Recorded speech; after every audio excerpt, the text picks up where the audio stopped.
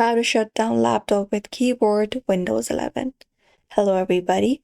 If you guys would like to shut your laptop down using your keyboard shortcut keys, you may just head over and follow the steps. So one of the method you can follow up is you can directly head over and press Alt plus F4 on your keyboard. This shortcut right here and your device should automatically shut down. This is one of the method available. Otherwise, you can hit Windows key plus X. That's one right here on your keyboard. So when you hit Windows plus X, you will be finding this particular option on your screen. You can press U, and when you do, you'll be finding options. You can look out for the shutdown option.